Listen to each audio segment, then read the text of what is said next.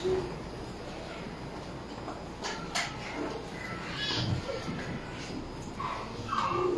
voy a hacer esto. Bueno, en el día de hoy vamos a empezar una serie nueva basada en la carta de Pablo a los Colosenses. Y bueno, me tocan 6 domingos, o sea, 6 mensajes, y vamos a tratar de condensar esa carta en 6 mensajes. Mientras oraba, leía la carta, releía la carta, leía comentarios y tal, pues me di cuenta, oye, 6 mensajes son relativamente pocos, ¿no? Colosenses tiene mucho contenido, mucha tela por donde cortar. Pero bueno, vamos a hacer ese esfuerzo. Tomaremos trozos largos de la escritura y de ahí pues, vemos lo que Dios nos quiere enseñar, esas verdades de ahí las aplicaremos y tal. Pero bueno, ese va a ser el esfuerzo durante los próximos 6 domingos. Vamos a ver cuántos de ustedes llegan al 6º domingo. Ojalá no vayan saliendo a la medida que vamos acercándonos. Le comentaba eso a Nando ahorita, que me decía, son 6 mensajes, sí, y sabe el próximo. Y yo digo, mira, brother, o sea, el de hoy, pero por esto. Y mientras preparaba, me recordé de una ocasión allá en la IBI, en la Iglesia Bautista Internacional, República Dominicana, que el pastor Miguel Núñez estaba predicando de la carta a los Efesios. Y bueno, a ver, eso duró como 1 año y pico, pero él tomaba 1, 2, 3 versículos como mucho, dependiendo, ¿no? Y predicaba ahí cada domingo, a veces menos y tal, pero hubo un día en Efesios 3:1, ¿okay? que si vemos Efesios 3:1, por esta causa yo, Pablo, prisionero de Cristo por amor de ustedes. El versículo 2 habla de la dispensación de la gracia de Dios. El versículo 3 de conocer el misterio, como les escribí antes y tal.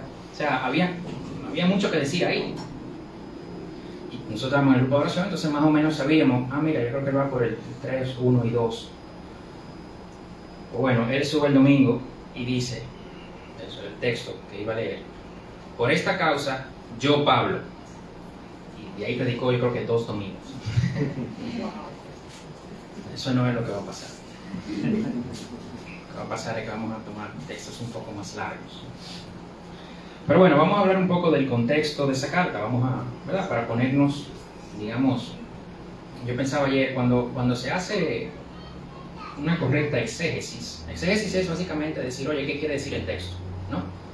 Y cuando se hace una correcta exégesis, o sea, lo que se quiere determinar es qué era lo que, cuando Pablo escribió esto, él quería que sus lectores entendieran algo, ¿ok?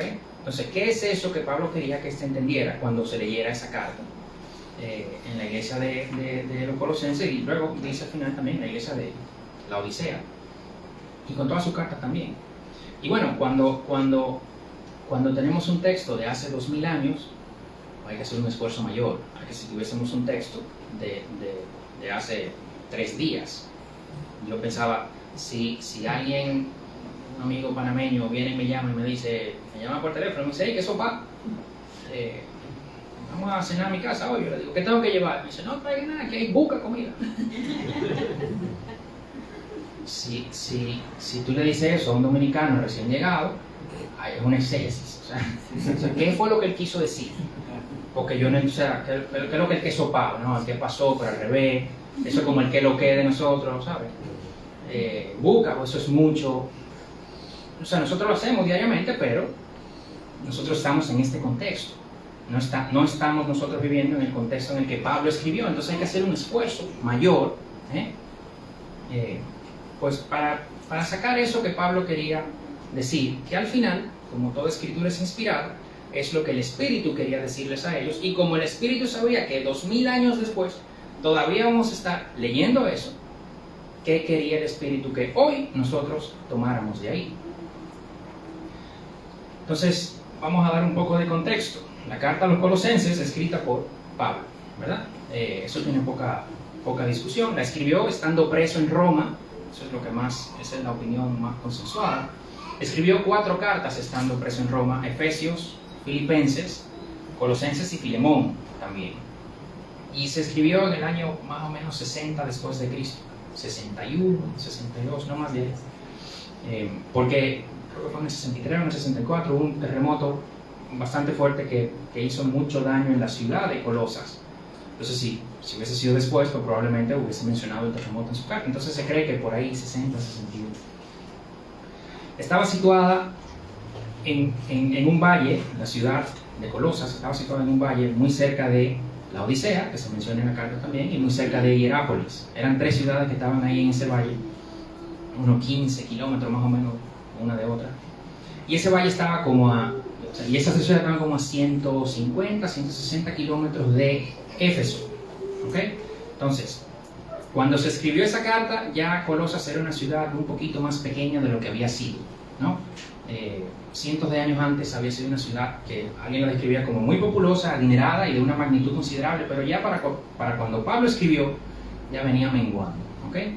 Y probablemente, si no hubiese sido porque Pablo escribe esta carta, bueno, probablemente la ciudad de Colosas ni se hubiera mencionado en la Biblia, pero por la providencia divina, pues mira, como estamos aquí hablando de los colosenses, 2000 años después. Se cree que la iglesia fue fundada por Epafras. Si más adelante digo Epafras, me perdonen, no sé por qué estoy diciendo Epafras, pero se cree que fue fundada por Epafras, que era un colosense que recibió el evangelio cuando Pablo estuvo en Éfeso. Pablo duró varios años ministrando en la ciudad de Éfeso, y como estaba tan cerca, pues probablemente fue una de esas personas que recibió el evangelio mientras Pablo estuvo ahí, y luego va a su ciudad y funda una iglesia, ¿okay? Y resultó ser una persona con mucha influencia en la iglesia de Colosenses, probablemente en la iglesia de la Odisea y de Hierápolis también. Era una ciudad o una zona conocida por su sincretismo, ¿okay? Que básicamente lo que quiere decir es como una mezcla de ideas. Ellos mezclaban ideas, tomaban muchas creencias y muchas cosas de varias creencias y las hacían más o menos suyas, un poquito de todo, ¿no? Y en este caso específico, Pablo escribe para contrarrestar una herejía que estaba, al parecer, amenazando la salud de la iglesia, la salud doctrinal de la iglesia de los colosenses. Y bueno, aparece el cristianismo dentro de esta mezcla de ideas griegas, orientales, judías también, como veremos más adelante. ¿Y qué hacen? Pues lo mismo, no las rechazan, ¿ok? No las rechazan. No me hagas cristianismo, no, tráelo, espérate. Aquí le vamos a poner unos aderezos y una cosa. Eso es lo que hacían. Y Epafras, al parecer, se preocupa y va donde Pablo, en Roma, que eso estaba a 1000 y pico, 1500, 1600 kilómetros, y le dice: Pablo, aquí hay un problema. ¿Okay? Y entonces la respuesta de Pablo es esta carta.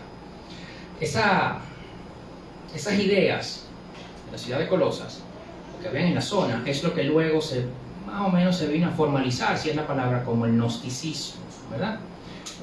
Todavía ese era como un proto-gnosticismo, pero más adelante, unos 100 años más adelante, pues ya formalmente se conocía como tal, que decía, entre otras cosas, Dios era bueno, lo celestial era bueno, la materia era mala, entonces no se podían mezclar, ¿verdad? Hay un problema, porque Cristo es 100% Dios y 100% hombre, pero si lo divino no se puede mezclar con lo material, pues entonces Cristo no puede ser 100% Dios y 100% hombre, y eso es un problemón, ¿verdad? Un problema muy serio. Y entonces Pablo corrige esta herejía, ¿cómo? Exaltando a Cristo, porque la carta a los colosenses es una exaltación de Cristo como lo único necesario para la vida eterna, pero suficiente también, más que suficiente, para la vida terrenal. ¿Ok? Cualquiera pudiera decir, bueno, esos problemas no los tenemos hoy aquí, ¿sabes? Ese sincretismo. Yo diría, no sé, yo diría que sí.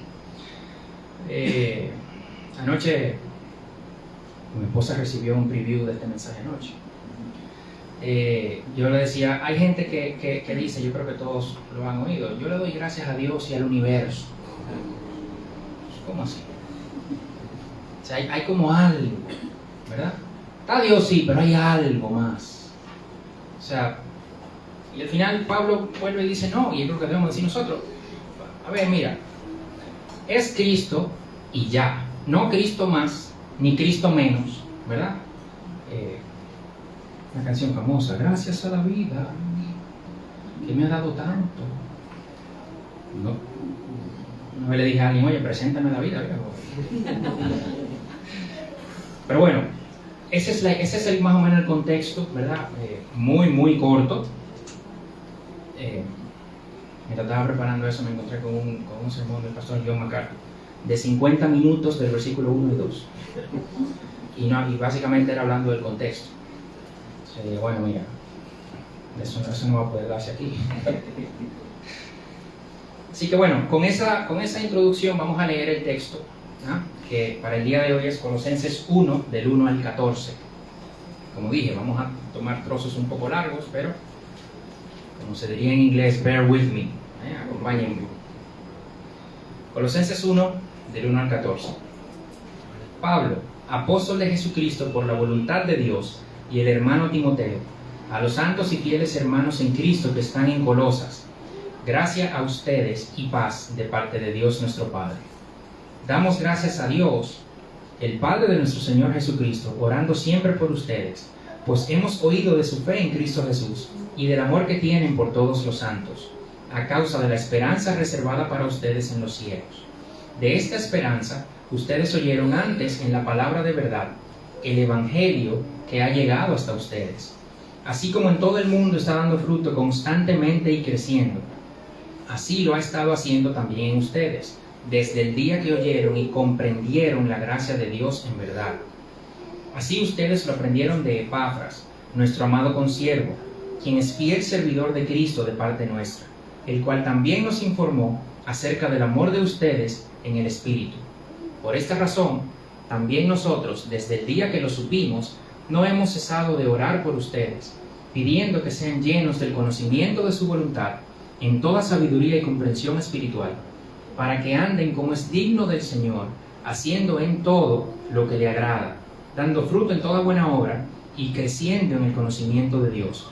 Rogamos que ustedes sean fortalecidos con todo poder, según la potencia de su gloria, para obtener toda perseverancia y paciencia, con gozo, dando gracias al Padre, que nos ha capacitado para compartir la herencia de los santos en la luz. Porque Él nos libró del dominio de las tinieblas y nos trasladó al reino de su Hijo amado, en quien tenemos redención, el perdón de los pecados. Empecemos entonces por el principio. El versículo 1. Es un saludo típico de Pablo, ¿verdad? Pablo, gracia y paz. Pero aquí hay algo que vale la pena mencionar. Pablo dice, Pablo, apóstol de Jesucristo por la voluntad de Dios. Y menciona a Timoteo también, pero en la carta a Filemón, por ejemplo, que se escribió junto con esta, o en la carta a los tesalonicenses que se escribió en otro momento, él no hace esa introducción diciendo que él es apóstol. Pero hay otras cartas en las que sí. Lo usa en Romanos, en Corintios, creo que en la carta de Timoteo también lo usa, en la carta a los Efesios lo usa en la carta a los Gálatas también. O sea, dependiendo del propósito de la carta, del contexto, de para qué yo la estoy escribiendo, Pablo se ve en la necesidad, o ve útil, ¿verdad?, de alguna manera, recordarles a los receptores, hey, yo soy apóstol. ¿Ok? Y aquí, Pablo, apóstol de Jesucristo por la voluntad de Dios. Vamos a comparar esto con Gálatas. Gálatas 1:1 dice, Pablo, apóstol, no de parte de hombres, ni mediante hombre alguno, sino por medio de Jesucristo y de Dios el Padre que lo resucitó de entre los muertos. Eso es como con mucho más ímpetu, ¿no? Claro, los Gálatas tenían una herejía que ya había hecho mucho daño en la iglesia. ¿Okay? Recuérdense que en un momento en Gálatas dice, Gálatas insensatos, ya se han desviado. A los colosenses no le dice colosenses insensatos, ¿verdad? Todavía digamos que en Colosenses está a tiempo, ¿verdad? Epafras se accionó, se activó, arrancó con de Pablo y llega a la carta. Y todavía está a tiempo. En la iglesia en Galacia ya había un problema. Y Pablo dura no solo el capítulo 1, sino el capítulo 2 también, hablando de su apostolado. ¿Ok? Yo voy a corregir esto. pero yo soy el que tiene la autoridad para hacerlo. Y en esta carta, si bien es cierto que no con el ímpetu que se le escribe a los Gálatas, él lo menciona. ¿Ok? Y menciona a Timoteo también. Timoteo, que acompañó a Pablo, que tenía una relación muy especial. Y lo menciona, y qué bueno, porque Pablo, recordemos, estaba preso. ¿Ok? Y Timoteo estaba con él, acompañándolo. Desde el principio dice: a los santos y fieles hermanos en Cristo que están en Colosas, versículo 2, gracia a ustedes y paz de parte de Dios. Está cargado de mucha verdad teológica. Santos, fieles, hermanos en Cristo. ¿Ok? Cuando dice santos ahí, la palabra no tiene la connotación que pudiera tener en nuestra cultura de hoy. Ya nosotros, cuando pensamos en santo, pensamos en el halo ring arriba, ¿no? ¿Cómo se dice en español? La aureola arriba, ¿verdad? Y tiene como un contenido moral, de alguna manera, ético. En ese momento no, en ese momento santo era apartado. ¿Ok? A ustedes, que son apartados, y que son fieles, que son creyentes, ¿ok? Que son fieles al Evangelio, que son creyentes, que son hermanos en Cristo y que están en Colosas. Gracia y paz, favor de Dios, misericordia, que viene con esa paz de Dios. Y ese es el saludo de Pablo, un saludo típico que vemos que dependiendo de la situación se ajusta, ¿no? Y entramos entonces en el versículo 3 a una sección muy interesante. Damos gracias a Dios, el Padre de nuestro Señor Jesucristo, orando siempre por ustedes. La expresión ahí, Padre de nuestro Señor Jesucristo, es usada para reafirmar la naturaleza divina de Jesús. ¿Okay? Porque si son Padre e Hijo, tienen la misma naturaleza. Recuerden, Pablo está contrarrestando unas ideas, una herejía, que venía más o menos por ahí. Entonces, desde el principio, gracias a Dios, Padre del Señor Jesús. Pablo la usa en varias ocasiones, pero en este caso especial está apuntando muy específicamente a algo. Y me llama la atención que, aunque Pablo no conoce a los colosenses, dice, orando siempre por ustedes. Ya Pablo se había enterado de lo que pasaba, y ahora lo vamos a ver en el versículo 4, 5 y en adelante. Pero aunque no lo conocía, Pablo oraba siempre por ellos. Y recordemos, Pablo está preso. Entonces, vamos a ver. Estar preso es una situación complicada, ¿ok? Propia, personal. Pero Pablo, estando preso, está dando gracias y orando siempre por otros. Entonces dice, wow, o sea, este señor, cualquiera diría, yo, Pablo, apóstol de Jesucristo, aquí preso, para que se acuerden. No, él no ha mencionado eso todavía, ¿verdad? ¿Por qué no ha mencionado eso? ¿Por qué él está agradecido? ¿Por qué está orando siempre por ellos? La razón es, versículo 4, pues hemos oído de su fe en Cristo Jesús y del amor que tienen por todos los santos. Y esto es sumamente importante. Los colosenses habían oído el Evangelio y habían creído y habían puesto su fe en el único Salvador, en Jesús. Y por esto Pablo da gracias a Dios. Pero Pablo también dice que como hemos oído de ese amor, también yo doy gracias. Juan 13:35. Dice Jesús, en esto conocerán todos que son mis discípulos, si se tienen amor los unos por los otros. Esto no es opcional, ¿ok? Esto es lo que se expresiona en latín sine qua non. Sin eso no se puede, ¿ok?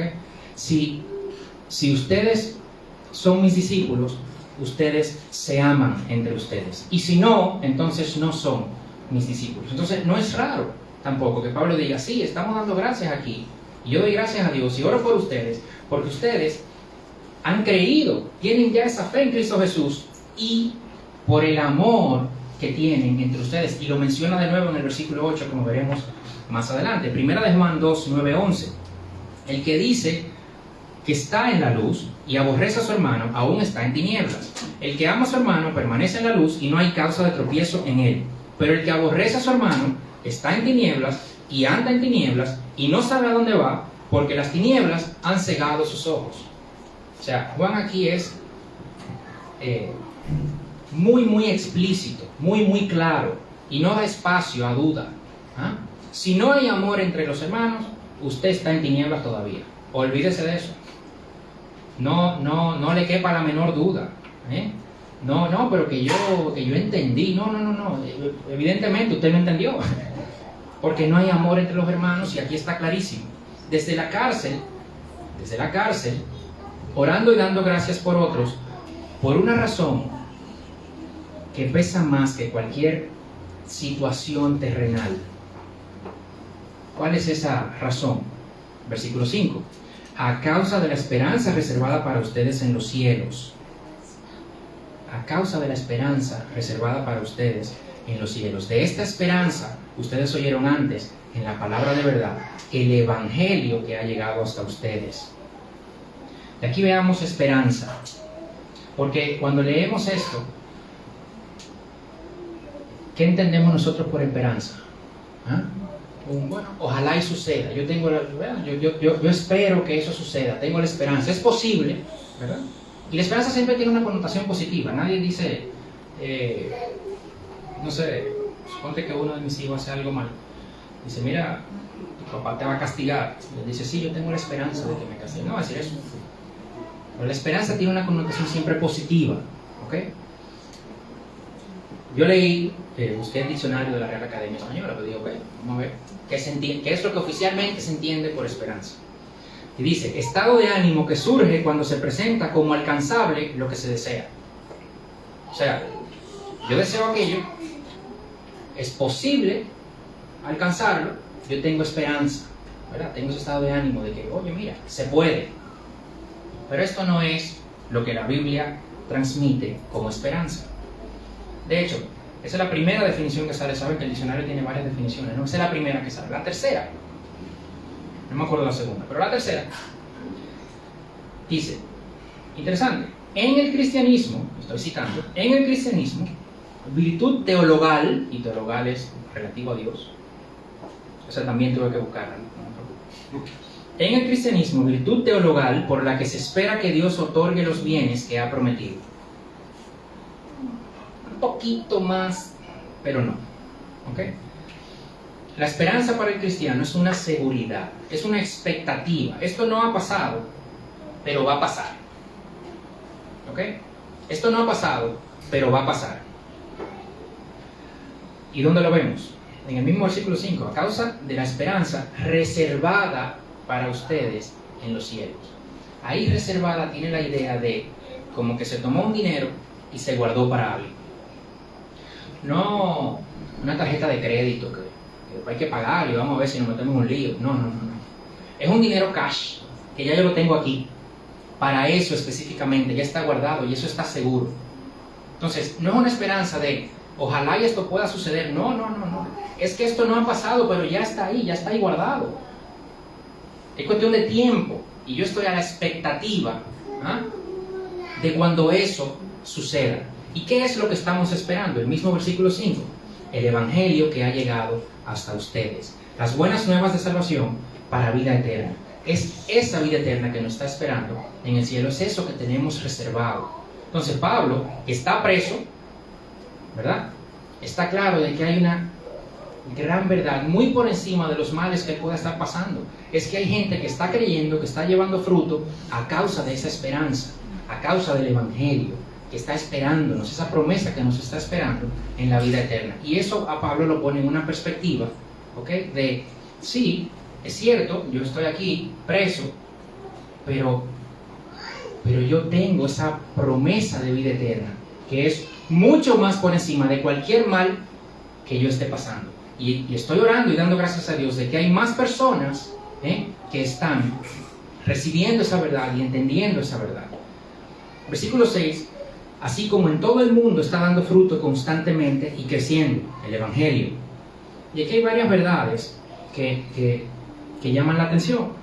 Una verdad, el evangelio da fruto. ¿Okay? Otra verdad, da fruto en todas partes, para todas las personas. Es universal, es para todos. No es raro que escribiendo en la ciudad de Colosas diga esto. En toda parte del mundo, oye, colosenses, ustedes tienen una mezcla muy grande de gente. Y si en todas partes del mundo el Evangelio está dando fruto, pues ahí también puede dar fruto. ¿Okay? Ahí también puede dar fruto. Y eso, digamos que se puede parecer un poco a Panamá. O sea, Panamá es un punto de donde se conjugan, de hecho, muchas personas de muchos sitios. La expresión crisol de razas no la dicen de República Dominicana, la dicen de Panamá. Y aquí tenemos personas de muchos orígenes, de muchas razas, de muchas nacionalidades, y para todos ellos es el Evangelio. Lo vemos aquí en el versículo 6. Dice, fruto constantemente y creciendo, segunda parte del 6, así lo ha estado haciendo también en ustedes, desde el día que oyeron y comprendieron la gracia de Dios en verdad. El Evangelio que da fruto en todas partes, constantemente creciendo, lo ha estado también haciendo en los colosenses. ¿Desde cuándo? Desde el día que oyeron y comprendieron la gracia de Dios en verdad, no antes. No es desde el día que la oyeron, no. Es desde el día que la oyeron y la comprendieron. Y hablaremos un poco de esa palabra, comprendieron, un poco más adelante. Cuando se oye y se comprende, porque esa idea ahí es de conocer de primera mano, ¿ah? Es como un conocimiento, algo práctico inclusive. El Evangelio, la gracia de Dios, es inevitable que vengan los frutos y que venga el crecimiento. Y esto se da en todo el mundo. ¿Ok?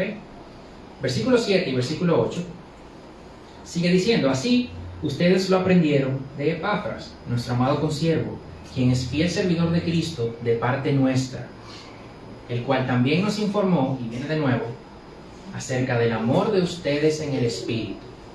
Es la segunda vez que Pablo menciona el amor de los colosenses. Es interesante, como Pablo menciona aquí, sí, ustedes lo aprendieron de Epafras, ellos sabían eso, ¿verdad? Pero Pablo lo menciona para decir, nuestro amado consiervo, quien es fiel servidor de Cristo de parte nuestra. Pablo está, esa autoridad que en el versículo 1, él les recordó a ellos, apóstol de Jesucristo, ¿verdad? Y aquí está Epafras, fiel servidor de Cristo de parte nuestra. Epafras se quedaba en Roma con Pablo. La carta iba a ser enviada, creo que por Tíquico, con Onésimo, y Pablo se quedaba con Epafras en Roma. Pero Epafras iba a volver a Colosas. Y es probable que Epafras se iba a encontrar con gente que todavía estaba diciendo, oye, pero los seres celestiales y la cosa. Dice, no, espérate, mira. Dice Pablo, el apóstol, por voluntad de Dios, que me mandaron a mí. Y Pablo lo hace allí a propósito. Epafras, servidor de Cristo, y va de parte nuestra. Entonces, Pablo, desde la cárcel, ora y da gracias a Dios, que es Padre de Jesús, por tanto, de su misma naturaleza, porque los colosenses, a causa de la esperanza, que es el Evangelio, que oyeron y comprendieron de Epafras, un servidor certificado, por decirlo de alguna manera, quien les enseñó, los discipuló, los colosenses tienen ahora fe en Cristo y amor por los hermanos.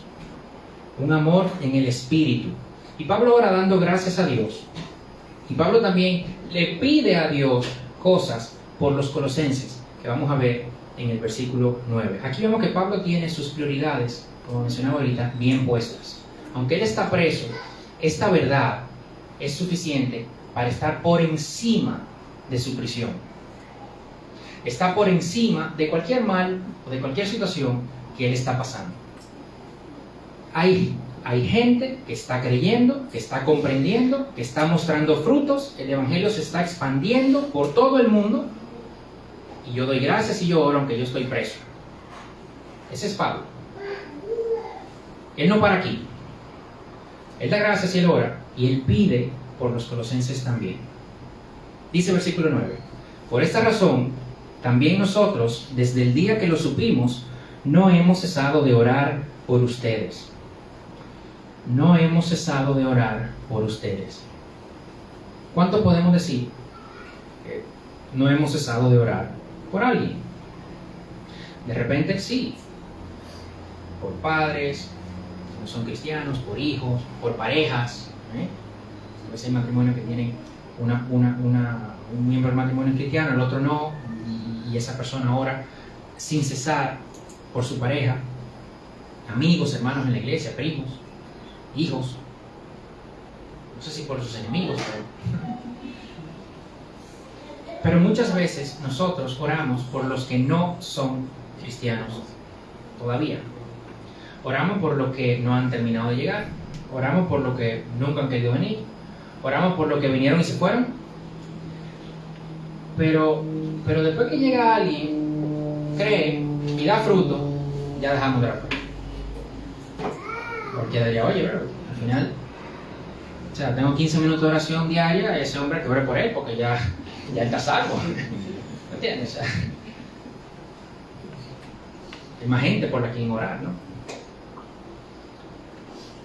Pero no, o sea, la iglesia había creído, estaba creciendo, estaba dando fruto, y Pablo como quiera oraba por ellos.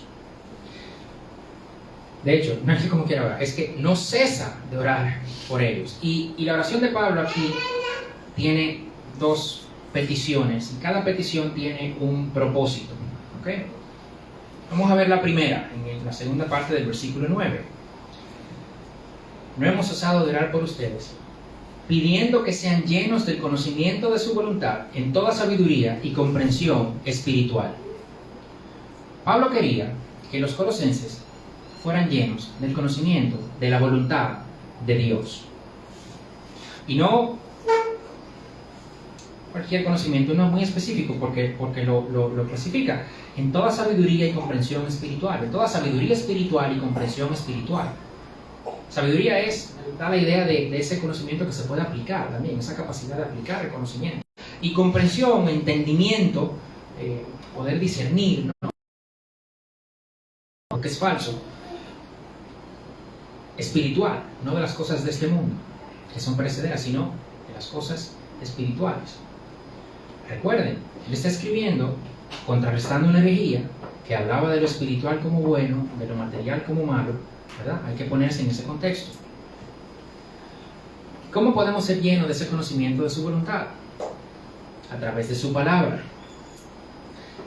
El capítulo 3, versículo 16 de la misma carta a los Colosenses, dice Pablo que la palabra de Cristo habite en abundancia en ustedes, con toda sabiduría, enseñándose y amonestándose unos a otros con salmos, himnos y canciones espirituales, cantando a Dios con acción de gracias en sus corazones.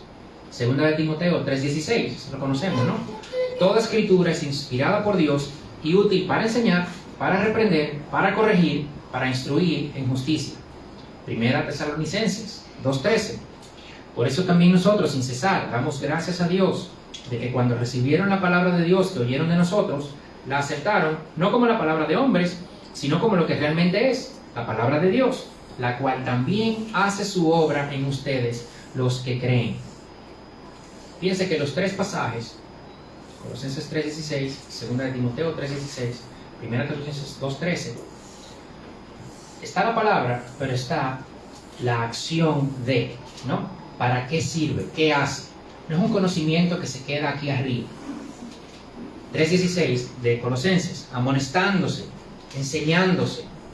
Segunda de Timoteo 3:16, inspirada por Dios y útil para enseñar, reprender, corregir, instruir. O sea, todo esto es que se ve en la conducta de la gente. ¿Ok? Y, claro, ¿cuál es el propósito entonces? Si vemos el versículo 9, pidiendo que sean llenos del conocimiento de su voluntad. Versículo 10, para que anden como es digno del Señor, haciendo en todo lo que le agrada, dando fruto en toda buena obra y creciendo en el conocimiento de Dios. Andar como es digno del Señor es algo que Pablo menciona varias veces. Efesios 4:1, yo pues, prisionero del Señor, les ruego que ustedes vivan de una manera digna de la vocación con la que han sido llamados. Filipenses 1:27, solamente compórtense de una manera digna del Evangelio de Cristo. La canción de hace un rato, ¿no? Decía, tú eres santo, santo, santo, y tú me pides que yo sea santo. Ese Jesús santo que muere por nosotros nos traslada de las tinieblas, como veremos más adelante, a su reino. Entonces ahora estamos identificados con ese reino nuevo. Y tenemos que andar de una manera digna de ese reino nuevo con el que ahora estamos identificados. Y Pablo dice, yo quiero que ustedes conozcan la voluntad de Dios para que hagan esto, para que puedan andar de manera digna. El Evangelio no es algo que tú tomas y ya. Es algo que te tiene que cambiar, porque tiene unas implicaciones monstruosas. Estabas en las tinieblas, ahora estás en este reino. A mí me pasó una vez. Yo estaba en la universidad y iba a coger el ascensor. Bueno, yo le di y viene una muchacha y se para y va a coger el mismo ascensor. Entonces, cuando se abre la puerta, yo me hago a un lado, la muchacha entra. Le doy el piso. Íbamos al mismo piso, de hecho. Sube el ascensor, se abre la puerta y yo me hago a un lado para que ella salga. Y ella sale, agarra la puerta y se vuelve y me dice, tú eres cristiano, ¿verdad? Y dije, sí, yo sabía. Y sale. Y lo que yo pensé fue, oye, si ese es el estándar, pararse para que abra la puerta, esto está demasiado fácil.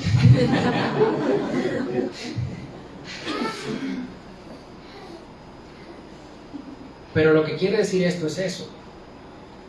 Obviamente, si fuera eso, yo creo que deberíamos pasar. Pero lo que quiere decir es que cuando andamos de una manera digna, es que andamos de una manera que represente bien ese nuevo reino al que fuimos traídos. No fue que entramos nosotros. ¿no? Y lo vamos a ver más adelante, en el versículo 13. Pero bueno, si somos realmente cristianos, si hemos creído el Evangelio, que Dios nos libró del dominio de las tinieblas, o sea, nosotros estábamos en pecado, condenados, ni lo sabíamos de hecho, nos trasladó al reino de su Hijo que es el único en quien tenemos perdón de pecados. Si vamos a creer esto, debemos andar de una manera que no manche ese sacrificio, que no ponga cosas feas en eso que Jesús hizo. Pero no es solo no hacer cosas. De nuevo, eso también es un poquito más fácil. Mira, yo no hago esto, yo no hago aquello, Pero no es solo eso. Estamos en un nuevo reino que nos identifican y tenemos que no solo no hacer lo malo, sino hacer también lo bueno. Versículo 10, haciendo en todo lo que le agrada a Dios. La idea ahí es complaciéndolo en todo, que Él esté complacido con todo lo que hagamos. Versículo 10, dando fruto en toda buena obra. Así como el Evangelio en todo el mundo está dando fruto y creciendo, decía Pablo, así nosotros también tenemos que hacerlo. Juan 15:5, yo soy la vid, ustedes los sarmientos. El que permanece en mí y yo en él, ese da mucho fruto, porque separados de mí, nada pueden hacer. Y el versículo 8, 3 versículos más adelante, en esto es glorificado mi Padre, en que den mucho fruto, y así prueben que son mis discípulos. En esto es glorificado mi Padre, en que den mucho fruto, y así prueben que son mis discípulos. Vamos a recordar. Pablo está preso. Él está orando por los colosenses, está dando gracias por los colosenses porque creyeron, ¿verdad?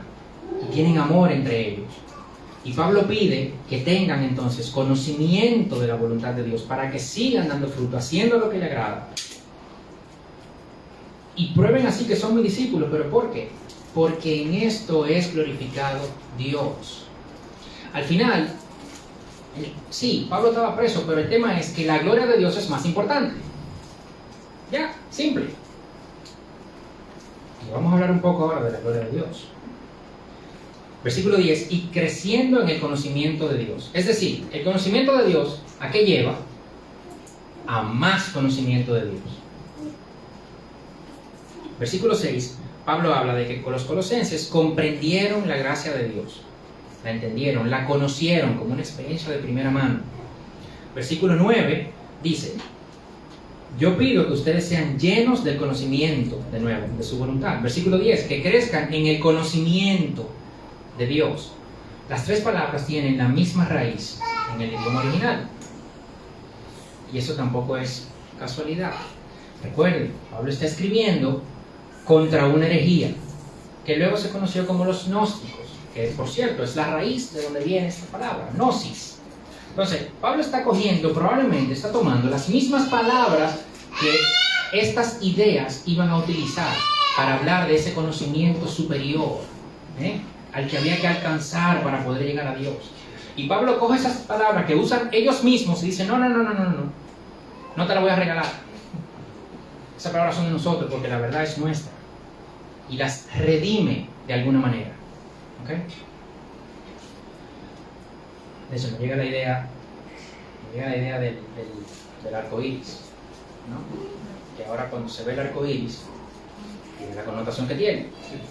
Pero originalmente el arco iris es una señal de un pacto de Dios con el hombre. Y ahora tiene otra connotación. Entonces, Pablo no deja que eso llegue ahí. ¿Ok? No. Gnosis, no. Conocimiento, sí, de Dios. No está seres espirituales, no.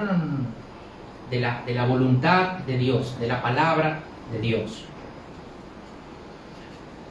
Hay que conocer a Dios y se puede conocer a Él directamente a través de Jesús. Y no hay que estar con estas ideas que tenían estos gnósticos. Entonces, esta primera petición, conocer la voluntad de Dios. ¿Para qué? Para que glorifiquen a Dios en sus vidas, para que anden de manera digna, para que lleven fruto, mucho fruto. Y vemos en Juan que dice: Jesús, si llevan fruto, en esto glorifica a Dios. En esto muestran que son mis discípulos. Y luego está la segunda petición, en el versículo 11. Rogamos que ustedes sean fortalecidos con todo poder, según la potencia de su gloria. Vamos a ver. Que nosotros, vamos a aplicarnos nosotros, ¿verdad? Como si fuéramos nosotros los procesos. Que nosotros seamos fortalecidos con todo poder según la potencia de la gloria de Dios. Eso es mucho. Eso no es mucho. ¿Sí o no? Sí. Eso es mucho, ¿no? Cuando pensamos en la potencia de la gloria de Dios, pensamos en abrir el mar rojo. ¿Verdad? ¿Sí o no? El monte Sinaí temblando, echando humo. El fuego del cielo de Elías, que mencionaba, de hecho, Carlos, el domingo pasado, creo. Imagínense. Piedra mojada, todo mojado, el fuego del cielo que consumió hasta la piedra.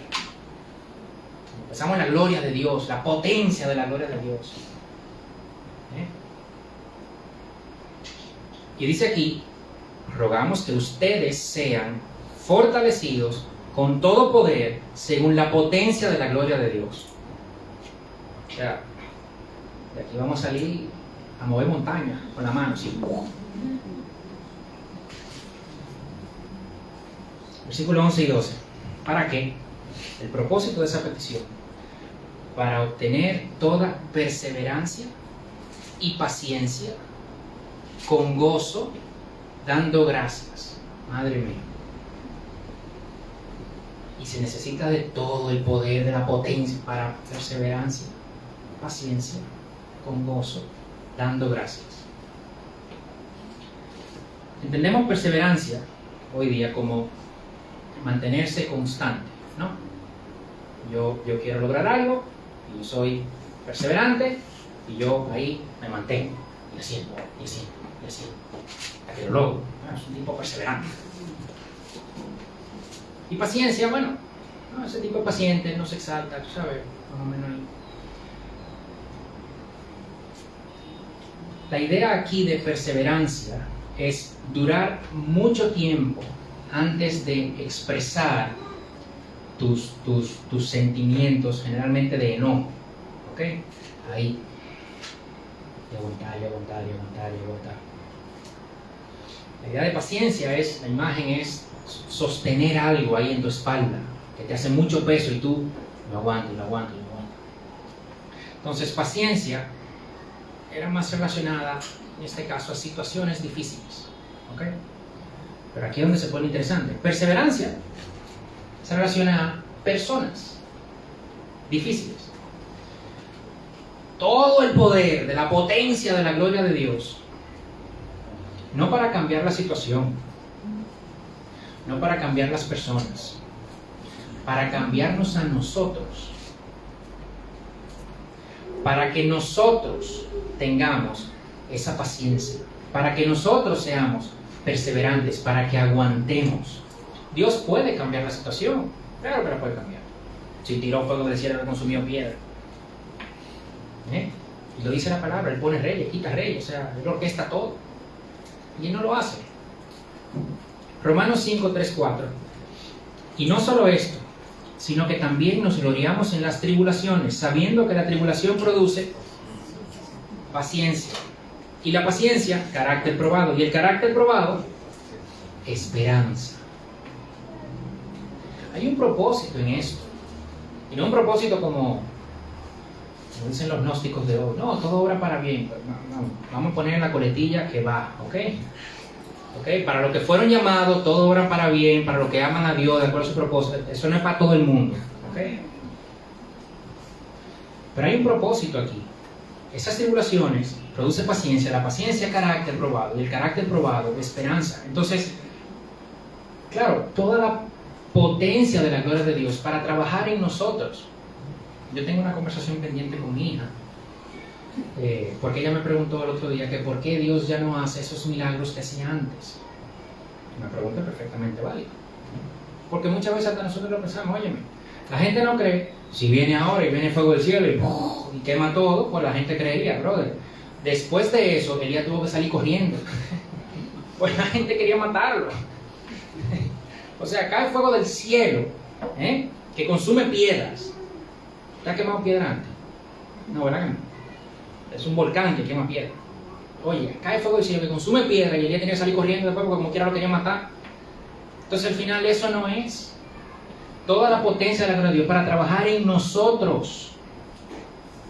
¿Ok? Y tengo esa conversación pendiente porque por ahí irá la respuesta. ¿Verdad? Lo tengo ahí anotado. Yo no sé si ya se acuerda, pero por ahí irá la respuesta. Y dice luego, obtener toda paciencia, perseverancia, con gozo. O sea, se va poniendo interesante. No es que estamos ahí aguantando y ahí con ese peso. No. Es con gozo. Ahora es. No de mala gana. De hecho, no voy a abundar mucho porque eso está claro. Es con gozo. Y dando gracias a Dios que podemos compartir nuestra esperanza, el Evangelio, dice el versículo 2. La herencia de los santos que está reservada en el cielo, como dice el versículo 5. Y honestamente, me estaba preparando eso en un momento, estaba ahí en mi escritorio y cuando estoy en esta parte me confrontó, me llega una idea y yo decía, wow, de verdad, o sea, me quedé pensando en eso, todo el poder de la potencia de la gloria de Dios para soportar gente. ¿Pero qué tanto? ¿Pero cómo la cosa? No, es para soportar gente con gozo, dando gracias al Padre que nos ha capacitado para compartir. Y entonces ahí me llega, en mi caso, voy a ponerme de ejemplo. Yo soy una persona relativamente paciente. De hecho, yo creo que más paciente que el promedio. Ella de hecho a veces se queja de que yo soy muy paciente con la gente. ¿Sí o no? No me deja mentir. No, si estoy mintiendo tú lo dices. Eso no significa que yo nunca me altere, ¿ok? Hay pocas cosas que me alteran, pero puede pasar que de esa poca cosa pase una frecuentemente. Principalmente con los hijos, pero realmente, digamos que pocas cosas me alteran. Pero una de estas, yo tengo poca paciencia con personas, en conversaciones y tal, con personas que distorsionan la verdad y lo saben que lo están haciendo, ¿ok? Y Y cuando pensaba, wow, todo el poder de la potencia de la gloria de Dios va... Oh, yo, claro, bien. O sea, hay contextos, ¿no? Pero en general, esas personas que están distorsionando la verdad no son cristianos. ¿Ok? Hay otro tratamiento para aquellos que se llaman cristianos que dicen y que también lo hacen. ¿Ok? Eso es otra cosa. Pero en general, esa persona que... yo lo vi así en mí, ¿eh? Cada quien tendrá su... Pero si no son cristianos, yo necesito esa paciencia. ¿Ok? Con gozo. Y dando gracias. ¿Por qué? Porque es una oportunidad para compartir de esa esperanza que yo tengo reservada y que si esa persona llega a creer, también tendría reservada. Y una cultura cada vez más hostil, digamos, con la verdad y por tanto más hostil con los principios cristianos que son la verdad. Puede ser que en algún momento pues nos veamos nosotros, de repente no como Pablo que estaba preso, pero sí en situaciones complicadas, no solo con personas sino con situaciones. Tengo un amigo que vive en Estados Unidos ahora y un amigo muy cercano y hablamos mucho, nos chateamos mucho y el otro día me decía, o sea, oye viejo, es que yo no puedo hablar aquí. Él es cristiano, yo no puedo hablar, pero cuando yo digo algo todo el mundo se ofende, eso no me puede decir, ¿cómo tú dices eso? Tú eres un abusador. Él está en una situación complicada y él necesita de esa paciencia para soportar a esa situación y a esas personas. De hecho, lo voy a llamar y le voy a decir. Porque cada vez, digamos que la gente es menos tolerante con la verdad. Y en mi caso, a mí esto me confrontó, porque yo decía, wow, todo el poder, al parecer lo necesitas. Me decía yo, ¿no? Al parecer lo necesito. Y de nuevo, puede que no nos veamos como Pablo, que esté preso en nuestra vida, pero quién sabe, que tengamos que estar en esa situación para defender la verdad. Y Pablo, en esa situación, preso, oraba, daba gracias, estaba con gozo, daba gracias por los colosenses, estaba con gozo de que podía compartir el Evangelio. Entonces tenemos que ver que nosotros tengamos eso, si llegamos a esta situación y si no llegamos también, porque cada quien tenemos nuestras situaciones. Todo el poder de la potencia de la gloria de Dios, no para derrocar al gobierno opresor, no para quitar a mi jefe, me tiene harto, no. No para salir ya de esta pareja, de hombre, esta mujer, no, para aguantar con gozo, dando gracias de que podemos compartir el Evangelio con esa persona. ¿Y por qué? Versículo 13. Porque Él nos libró del dominio de las tinieblas y nos trasladó al reino de su Hijo amado, en quien tenemos redención, el perdón de los pecados. Por esto es.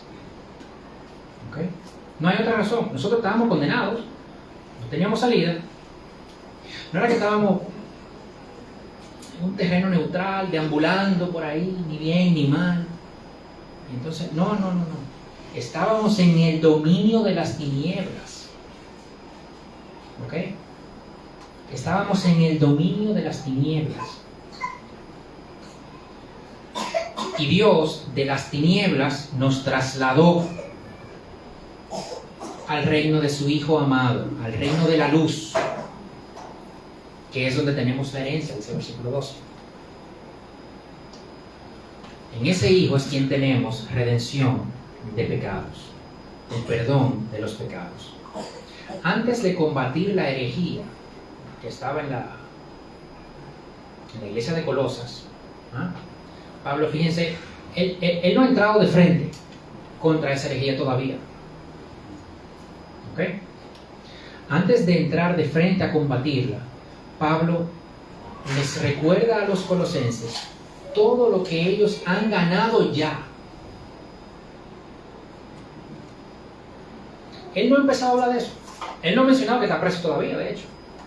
Él les recuerda a los colosenses todo lo que han ganado ya, de esa esperanza que tienen, que estaban en las tinieblas, que fueron sacados de esas tinieblas al reino de su Hijo. Y luego, a partir del versículo 15, ese poema de exaltación de la persona de Cristo, y luego Cristo como Redentor, y luego en el capítulo 2, ya sí es mucho más directo, digamos que contra esas ideas que estaban en la iglesia, y así sigue la carta, pero este pedazo es recordándoles a ellos lo que ellos ya han ganado antes de empezar el pleito. No es otra persona, no es otra idea, no le hace falta algo ni le sobra nada. Es el Hijo de Dios, el Rey del reino de luz, de quien Pablo es apóstol, en quien los colosenses creyeron, y en quien algunos de los que estamos aquí también hemos creído. Y como creímos, debemos dar fruto, caminando de una manera digna, haciendo uso para soportar, que no es cualquier poder, es de la potencia de la gloria de Dios, para soportar situaciones, para soportar personas, con gozo, dando gracias a Dios de que podemos compartir con más personas lo que hizo ese Hijo de mi Padre. Pablo tiene en mente que su prisión es nada comparado con lo que está pasando. ¿Y qué es lo que está pasando? Los colosenses siguen creciendo, siguen conociendo más a Dios, siguen desarrollando su carácter, y esto va a hacer que ellos sigan compartiendo el Evangelio, pues se lo está diciendo, dando gracias de que podemos compartir el Evangelio, y entonces más personas van a creer, y más personas van a traer fruto, y más personas van a dar buenas obras, y se van a amar entre ellos. Y Juan 15:8 dice que eso le da gloria a Dios, y eso va a hacer que más personas vuelvan, y es un ciclo, ¿no? Que se alimenta solo. Y Dios es glorificado cada vez que eso pasa. Entonces, a pesar de que Pablo está preso, que no es una cosa fácil, él tiene la gloria de Dios en mente. Y esta pequeña introducción que él hace, antes de empezar a combatir esa herejía, les recuerda a los colosenses: oye, ustedes han ganado todo eso y tenemos que seguir haciendo eso, tienen que seguir creciendo. Esa es mi petición, que ustedes sigan creciendo en el conocimiento de la voluntad de Dios, con toda la potencia de su gloria, con todo ese poder a su disposición, para que sigan trabajando su carácter, para que sigan compartiendo más el Evangelio, que esto glorifica a Dios y más personas puedan venir a glorificar a Dios todos juntos. Y todavía no hemos empezado a hablar de herejía. Y todavía no hemos empezado a hablar de la herejía. Entonces, el próximo mensaje, vamos a ver cómo Pablo presenta a Cristo como agente creador, como agente sostenedor de la creación, como agente redentor. Vamos a ver si es un reto, ¿no? Ese pasaje, yo creo que el próximo domingo tiene yo creo que son como 20 versículos, si no me equivoco. Mi último mensaje fue de Colosenses 1, creo que 15, 16. O sea que imagínense eso, un mensaje de 2 versículos, ahora vamos a coger de 20 donde están esos dos. Mi señora decía anoche que yo hablo muy rápido. El domingo que viene va a ser...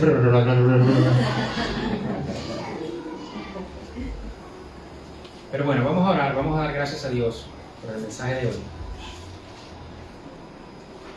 Padre, te alabamos, Señor, te bendecimos, te damos muchas gracias por tu palabra. Padre, te damos gracias porque tú pensaste en nosotros hace 2000 años cuando esto se estaba escribiendo.